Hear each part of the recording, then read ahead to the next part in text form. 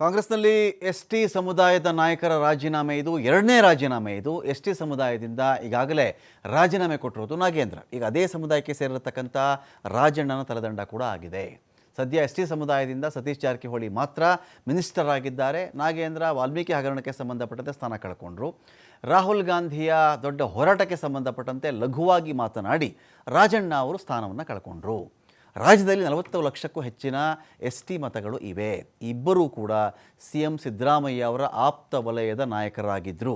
ನಾಗೇಂದ್ರ ರಾಜಣ್ಣ ರಾಜೀನಾಮೆಯಿಂದಾಗಿ ಸಿದ್ದರಾಮಯ್ಯ ಅವರ ಅಹಿಂದ ಹೋರಾಟಕ್ಕೂ ಹಿನ್ನಡೆ ಆಗಬಹುದು, ಒಂದು ಹೊಡೆತ ಕೂಡ ಬಿದ್ದಿದೆ. ನಾಗೇಂದ್ರ ಬಳ್ಳಾರಿಯ ಪ್ರಬಲ ಎಸ್.ಟಿ ನಾಯಕರಾಗಿದ್ದು ಸಿ.ಎಂ ಆಪ್ತ ವಲಯದಲ್ಲಿ ಕಾಣಿಸ್ಕೊಳ್ತಾ ಇದ್ದರು. ರಾಜಣ್ಣ ಮಧುಗಿರಿಯ ಪ್ರಬಲ ಎಸ್.ಟಿ ನಾಯಕ, ಸಿ.ಎಂ ಆಪ್ತ ವಲಯದಲ್ಲಿ ಕಾಣಿಸ್ಕೊಳ್ತಾ ಇದ್ದರು. ಅಹಿಂದ ಹೋರಾಟಗಳಲ್ಲಿ ರಾಜಣ್ಣ ನಾಗೇಂದ್ರ ಪಾತ್ರ ಬಹಳ ಪ್ರಮುಖವಾಗಿತ್ತು.